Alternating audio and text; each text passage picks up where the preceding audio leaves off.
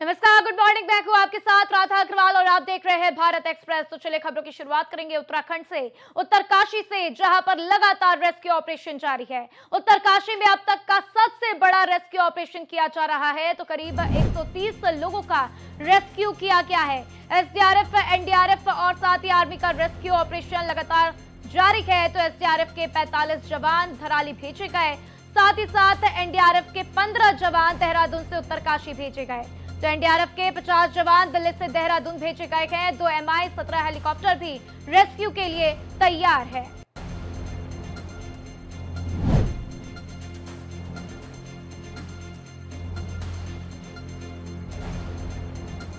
तो देखिए, पुलिस बल के 300 से अधिक जवान मौके के लिए रवाना किए गए हैं। 2 आईजी, 3 एसपी, 11 डीएसपी और 1 कमांडेंट को भी भेजा गया है। तो लगातार हम आपके साथ ये तस्वीरें भी दिखाते हुए कल की ये भयावह तस्वीर जहां पर भारी तबाही उत्तरकाशी में देखने को मिली है और उसके बाद से ही राहत बचाव कार्य में टीमें जुट चुकी हैं। तो उत्तराखंड के मुख्यमंत्री पुष्कर सिंह धामी ने भी लगातार इस पूरे हादसे पर नजर बनाए हुए अधिकारियों को निर्देश भी दे दिए हैं। तो लोगों को अभी भी सतर्क रहने के लिए कहा गया है, सचेत किया गया। लोगों को कहा गया है कि आप सुरक्षित रहिए और अगर पॉसिबल हो पाए तो मैदानी इलाकों की तरफ आप शिफ्ट भी कर जाइए। तो आप देखिए तबाही की ये मंजर, तबाही का ये मंजर, तबाही की ये तस्वीरें देख सकते हैं किस तरीके से कल जब भीषण तबाही हुई उसके बाद की क्या कुछ स्थिति है वो भी इन तस्वीरों में देखी जा सकती है। तो देखिए लगातार वहां पर राहत बचाव कार्य के लिए टीमें तैनात हैं। एसडीआरएफ की टीम, एनडीआरएफ की टीम मौके पर पहुंची हुई है। लोगों को बचाने की पूरी कोशिश की जा रही है,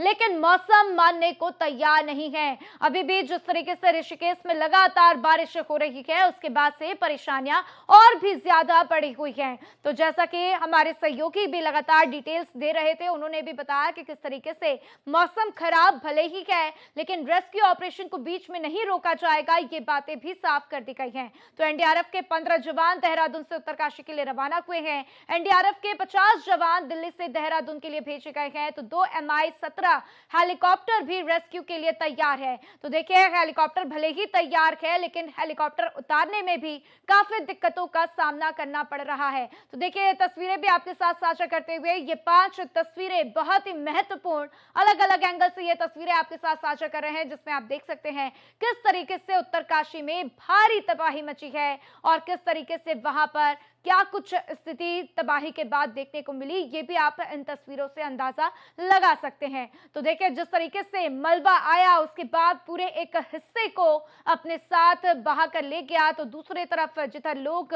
अभी भी बचे हुए सुरक्षित थे, जहां पर घर उसी तरीके से बचे हुए दिखाई दिए, वहां से लोगों को लगातार निकालने का काम किया जा रहा है। तो देखिए ऐसी तबाही मची है जिसे पहले कभी नहीं देखा गया और ये तबाही का मंजर, ये तस्वीरें बयां करती हुई कि कल क्या कुछ हालात उत्तरकाशी में हुए हैं और इसके बाद से लगातार लोगों को मदद पहुंचाई जा रही है। राहत बचाव कार्य भी लगातार जारी है। तो देखिए उत्तरकाशी में तबाही के बाद से हेल्पलाइन नंबर भी जारी किया गया है। उत्तरकाशी प्रशासन ने जारी किए हैं हेल्पलाइन नंबर। तो हेल्पलाइन नंबर 013742222126, साथ ही साथ 0137422222 जारी किया गया है। तो डीईओसी उत्तरकाशी हेल्पलाइन नंबर भी जारी किया गया, जिसमें 9456556431 जारी किया गया है। तो यह नंबर देखिए आम लोगों के लिए जारी किया गया है। अगर किसी भी तरीके की कोई दिक्कत है, कोई परेशानी है, किसी के बारे में आपको पता लगाना है, आपका कोई अपना साथी जो वहां पर फंसा हो, तो आप इस नंबर पर कांटेक्ट कर सकते हैं। तो यह नंबर लगातार आपकी टीवी स्क्रीन पर भी फ्लैश होता हुआ आप इस नंबर पर कॉल करके प्रशासन से बातचीत कर सकते हैं और इस हेल्पलाइन नंबर का उपयोग करके अपने किसी भी परिजन के बारे में पता लगा सकते हैं। हालांकि जिस तरीके के हालात इस वक्त वहां पर बने हुए हैं, बहुत ही मुश्किल है इस वक्त ये बताना कि कौन लोग इस पूरे हादसे का शिकार हुए हैं, क्योंकि लगातार खबरें ऐसी सामने आ रही हैं कि मलबे में लोग फंसे हुए हैं जिनको अभी भी निकालने का काम जारी है और लगातार राहत बचाव कार्य में टीमें जुटी हुई है। तो देखिए उत्तरकाशी आपदा के लिए राहत राशि भी जारी की गई है। उत्तराखंड आपदा मोचन निधि ने 20 करोड़ रुपए जारी किए हैं। आपदा राहत एवं बचाव कार्य के लिए 20 करोड़ रुपए जारी किए गए। तो राज्य सरकार ने ये राशि जारी की है। तो देखिए जिस तरीके से भारी तबाही मची है उसके बाद से लोगों को मदद की सख्त जरूरत है। वहां पर वापस से घरों को बसाने में बहुत ही दिक्कतें होंगी, हालात को सामान्य करने में बहुत दिक्कतें होंगी और इसी को देखते हुए उत्तराखंड आपदा मोचन निधि ने 20 करोड़ रुपए जारी किए हैं। तो आपदा राहत एवं बचाव कार्य के लिए 20 करोड़ रुपए जारी किए गए, जिसके तहत राहत सामग्री लोगों तक पहुंचाई जाएगी, लोगों को जरूरी सामान पहुंचाए जाएंगे। साथ ही साथ जिस तरीके से लगातार एसडीआरएफ की टीमें, एनडीआरएफ की टीमें वहां पर काम कर रही हैं, उनके लिए भी मदद पहुंचाई जाएगी। तो इस राशि का उपयोग किया जाएगा। राज्य सरकार ने ये राशि जारी की है और इससे लोगों को काफी राहत और मदद मिलती हुई भी देखी जा सकती है। तो देखिए इसको लेकर तमाम नोटिफिकेशंस भी जारी कर दिए गए हैं।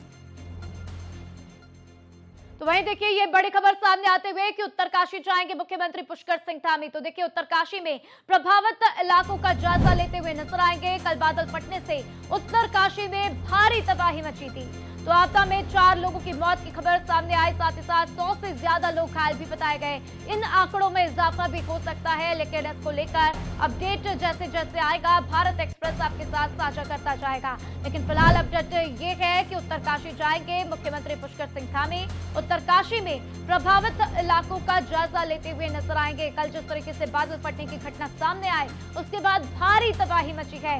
कई लोग बेघर हो गए, कईयों के घर ताश की पत्तों की तरह उजड़े हुए नजर आए। साथ ही साथ जिस तरीके से भारी मलबा देखा गया उसमें उम्मीद की जा रही है कि 100 से ज्यादा लोग घायल हुए हैं और कितने लोग लापता हैं इसको लेकर अभी भी कुछ भी नहीं कहा जा सकता है, क्योंकि लगातार राहत का काम वहां पर जारी है। राहत बचाव के लिए एनडीआरएफ, एसडीआरएफ की टीमें तैनात हैं, लेकिन सबसे मुश्किल बात यह है कि इस वक्त भी बारिश हो रही है और बारिश में लोगों को निकालना, लोगों को वहां पर राहत पहुंचाना बहुत ही मुश्किल है। लेकिन फिर भी प्रशासन पीछे हटने को तैयार नहीं है। प्रशासन की तरफ से काम लगातार किया जा रहा है। तो देखिए उत्तराखंड के मुख्यमंत्री पुष्कर सिंह धामी उत्तरकाशी जाएंगे, प्रभावित इलाके का दौरा करते हुए नजर आएंगे।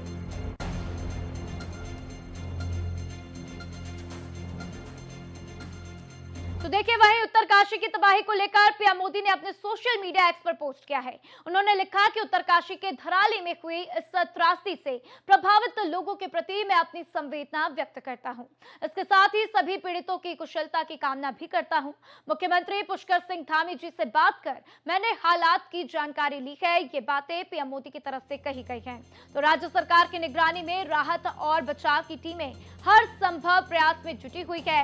लोगों तक मदद पहुंचाने में कोई कसर नहीं छोड़ी जा रही। ये बात पीएम मोदी की तरफ से एक्स पर लिखी गई है। तो देखिए पीएम मोदी ने उत्तराखंड के मुख्यमंत्री पुष्कर सिंह धामी से बातचीत की, उनसे हालात के बारे में पूछा, उनसे जाना कि वहां पर क्या कुछ स्थिति है, साथ ही साथ किस तरीके से प्रशासन लगातार इसके ऊपर काम कर रहा है, लोगों को राहत पहुंचाया जा रहा है, इसको लेकर भी पीएम मोदी उनसे अपडेट लेते हुए नजर आए हैं। तो देखिए अब हर संभव मदद की बात कही गई है, क्योंकि इस वक्त एक ही लक्ष्य है, किसी भी तरीके से वहां से लोगों को निकालना, जो लोग मलबे में दबे हुए हैं उनको निकालना, साथ ही साथ लोगों की पहचान करना, जिन लोगों की मौत हो चुकी है उनके बारे में उनका पता लगाना, साथ ही साथ उनके परिवार वालों को उनकी खबर देना, ये सब चीजें इस वक्त फर्स्ट प्रायोरिटी पे है और इसी को लेकर लगातार प्रशासन की तरफ से काम किया जा रहा है। साथ ही साथ लोगों को किस तरीके से राहत सामग्री पहुंचानी है इसके ऊपर भी काम किया जा रहा है, क्योंकि अगर बात करें हेलीकॉप्टर की तो इस वक्त हालात ऐसे बने हुए हैं कि हेलीकॉप्टर वहां पर पहुंचने में असमर्थ है। तो लगातार अपडेट के लिए मेरे सहयोगी अभिषेक मेरे साथ जुड़ चुके हैं, देहरादून से सीधा उनके पास चलेंगे। अभिषेक, फिलहाल क्या जानकारी, क्या अपडेट, किस तरीके से रेस्क्यू ऑपरेशन किया जा रहा है, रेस्क्यू ऑपरेशन को लेकर फिलहाल क्या कुछ अपडेट निकलकर सामने आ रही है? बिल्कुल देखिए, जिस तरह से कल एक घटना उत्तरकाशी में हुई है, तब से लेकर ये 1:45 बजे की घटना थी और उसके बाद से लगातार राहत बचाव कार्यों का काम वहां पर जारी है। देर रात से लगातार बारिश भी हो रही है, रेस्क्यू ऑपरेशन में दिक्कतें भी आ रही हैं और सबसे बड़ी बात यह है कि जो लोग या विशेष टीम जो यहाँ से भेजी गई थी, करीब 300 लोगों की जो पुलिस कर्मी थे यहाँ से भेजे गए थे। इसके अलावा आईटीबीपी की टीमें कुछ राहत सामग्री भी भेजी जा रही थी। वो फिलहाल रास्ते में रुकी हुई है, यदि कुछ रास्ता बाधित है। ये भी बताया जा रहा है कि जो भटवाड़ी से कुछ किलोमीटर पहले ही एक रास्ता पूरी तरह से वॉश आउट हो गया है, जिसकी वजह से जो अभी रास्ता अवरुद्ध है, लेकिन उसको ठीक करने का काम किया जा रहा है। जहां तक रेस्क्यू ऑपरेशन की बात है जी तो रेस्क्यू ऑपरेशन फिलहाल चल रहा है, मैनुअली इसको किया जा रहा है। और सबसे पहले प्राथमिकता यही थी कि जो एक तरफ जब ये सैलाब आया तो एक तरफ का जो रिहायशी इलाका था या यूं कहे बाजार था, वो धराली से पूरी तरह से ध्वस्त हो चुका है। लेकिन जो दूसरी तरफ के जो लोग थे जी उनको एहतियातन वहां से निकाला गया है और करीब 130 से ज्यादा लोगों को वहां से रेस्क्यू करके सुरक्षित स्थानों तक पहुंचा दिया गया है।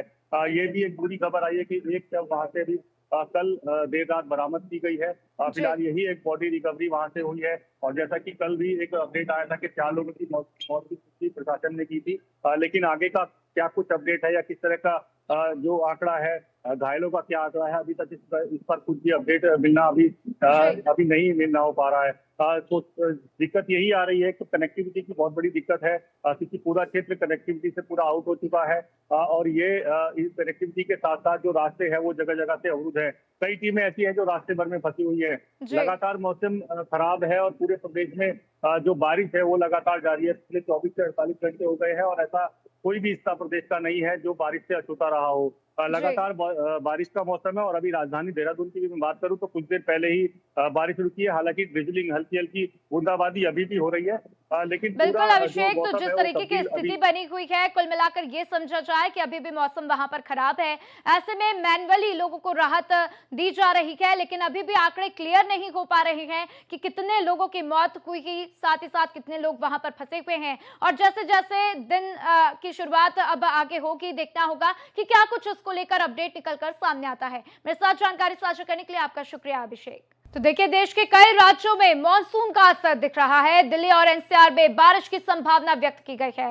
उत्तर प्रदेश के भी कई हिस्सों में भारी बारिश हो सकती है, ऐसी संभावनाएं व्यक्त की गई।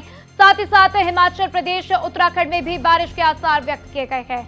मध्य प्रदेश और पूर्वोत्तर राज्यों में भारी बारिश की चेतावनी जारी की गई है। तो राजस्थान में बारिश का ऑरेंज अलर्ट भी जारी किया गया है। तो देखिए, देश के कई राज्यों में मानसून का असर दिखता हुआ सबसे बड़ा असर हम देख रहे हैं इस वक्त उत्तराखंड में, जहां पर उत्तराखंड में उत्तरकाशी में भारी तबाही मची है। और इसी के साथ अन्य क्षेत्रों की बात करें, अन्य राज्यों की बात करें, तो चाहे वो पहाड़ों की बात हो या फिर मैदानी इलाकों की, हर जगह भारी बारिश से लोगों का जीवन अस्त व्यस्त है।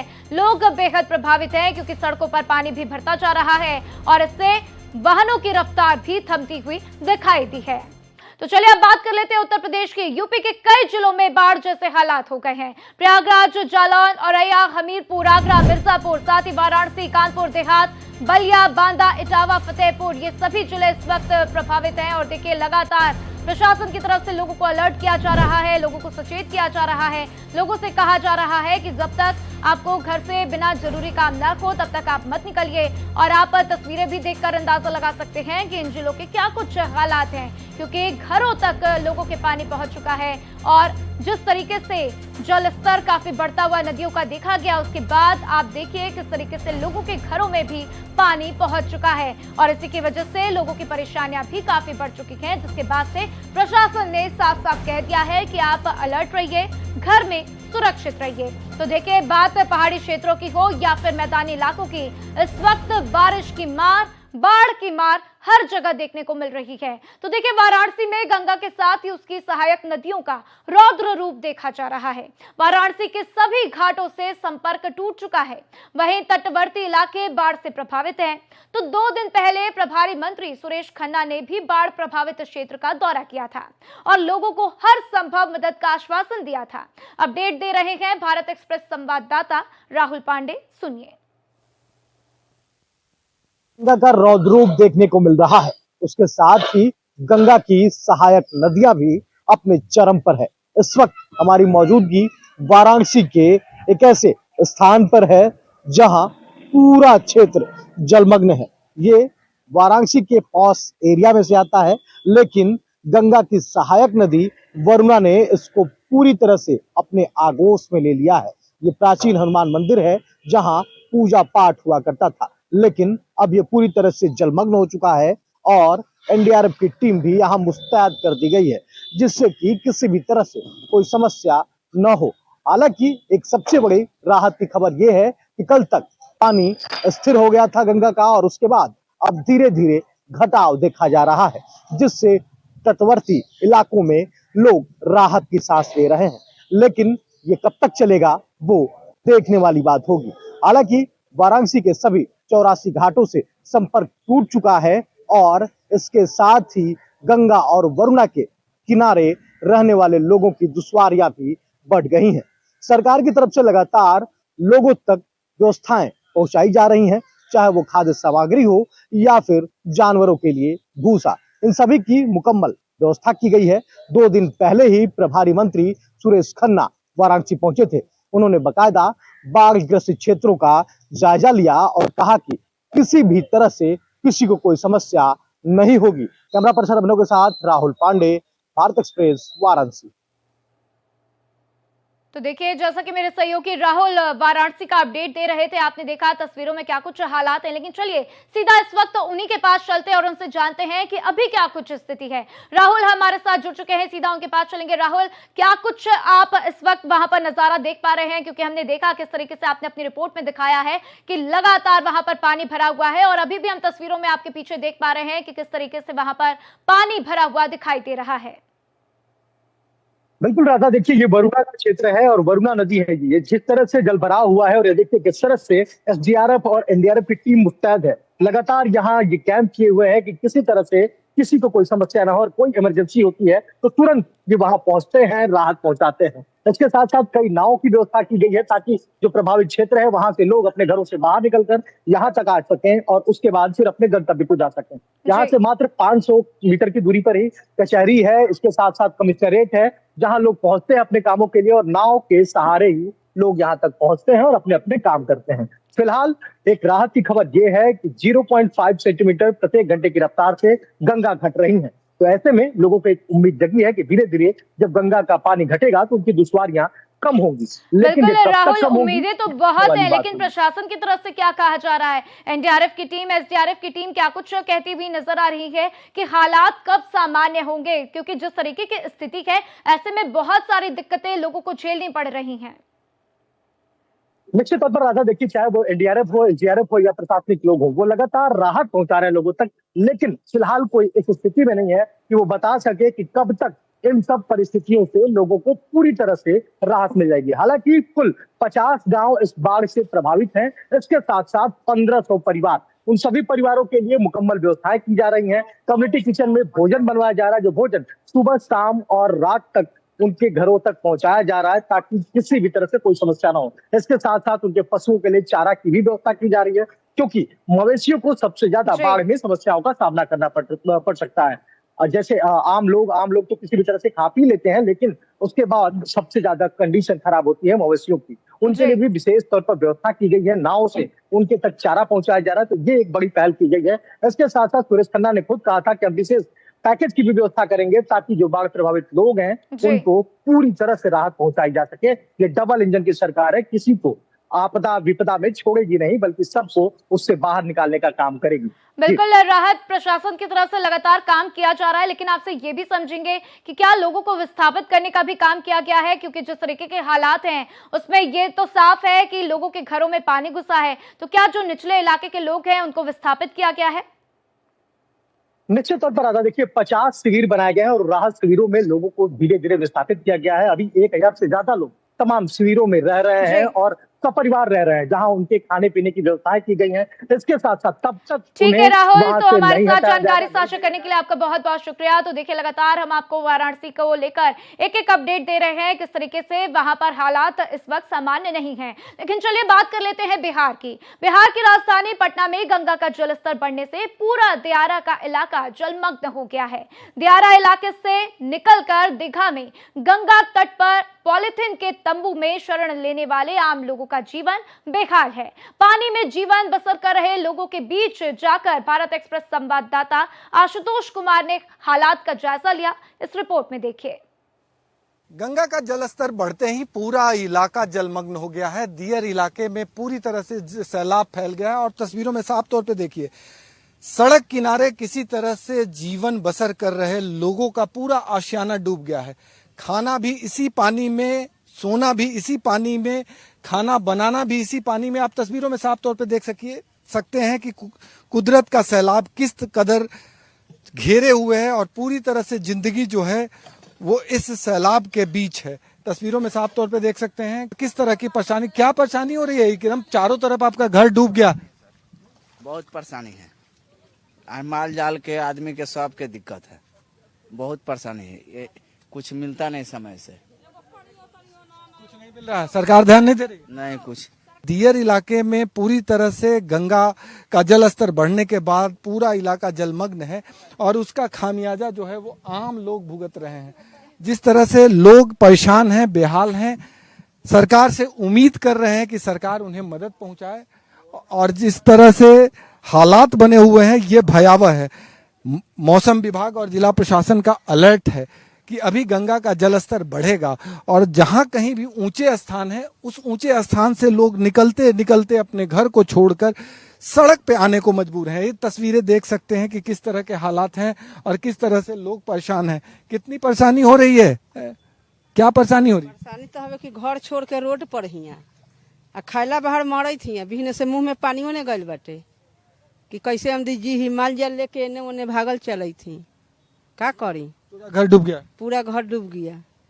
हम तस्वीरों में दिखाएंगे कि रैन बसेरा सड़क को कैसे बना लिया है इन लोगों ने और पूरा इलाका परेशान है क्योंकि एकमात्र ऊंचे स्थान ही सहारा है जहां ये अपने परिवार के साथ शेल्टर डाल के यानी पॉलिथीन डाल के किसी तरह से जी रहे हैं क्योंकि इस सड़क के अलावा कोई दूसरा विकल्प नहीं है क्योंकि इनके घरों में पूरी तरह से पानी समा गया है और नतीजतन सड़क पे जीने के अलावा कोई दूसरा विकल्प नहीं है। तस्वीरें साफ तौर पे देखिए, ये पूरा घर डूबा हुआ है। सड़क किनारे जो जितने भी घर हुए हैं ये तमाम जो घर हैं वो पूरी तरह से डूब चुके हैं और एक तरह से कहें लोग परेशान हैं, बेहाल हैं। ये देखिए किस तरह से सड़क पे जीने को मजबूर हैं क्योंकि घर तो है वो पूरी तरह से डूबा हुआ है। क्या घर डूब जाने की वजह से सड़क पे आने को मजबूर है? सारा चीज हम लोग के कुछ नहीं मिल रहा है, न देख रहे हैं नतीजा के पानी में भटनार पानी घर में घुसा हुआ, रोड पर बसे हुए। अब इससे बढ़ कर हमको सके क्या भगवान सजाए नहीं है, गरीब आदमी पूरा घर में पानी घुस गया। पानी घुस गए, मंदिर डूब गए भोलावा के। उसे कोई कहे झूठे के कोई मंत्री मंदिर बनवा दे है तो ई बनवा दे कने वो भोलावा डूबे छिन। कहाँ उनको शक्ति है जो कनु मंदिर उंदिर बनती है, चाहे गरीब के खाए वाला मिलती है, चाहे कागो मकान उकान कुछ न मिले वाला है। अब पानी नहीं मिलेगा हम लोग के पीने के लिए यहाँ पर। देखिए कि किस तरह से लोगों की परेशानियां बढ़ी हुई है। ये सड़क के अलावा कोई उपाय नहीं है, जिस तरह के हालात बने हुए हैं। अब हम दिखाना चाहेंगे कि किस तरह से ये पूरा सैलाब आपको दूर दूर तक सिर्फ पानी ही पानी नजर आ रहा होगा और इस के किनारे पर जो सड़क है यानी जो बांध के स्वरूप में जो सड़क है उस पे जानवरों को, खुद को किसी तरह से लोग रखने को मजबूर हैं। जिला प्रशासन ने अलर्ट जरूर जारी किया है लेकिन अभी तक मदद के नाम पर कुछ भी नहीं है। सहयोगी कैमरामैन राकेश के साथ भारत एक्सप्रेस के लिए पटना से आशुतोष कुमार। तो देखिए देश के तमाम राज्य किस तरीके से इस वक्त बाढ़ और बारिश से प्रभावित हैं, आपने तस्वीरों में देख लिया है।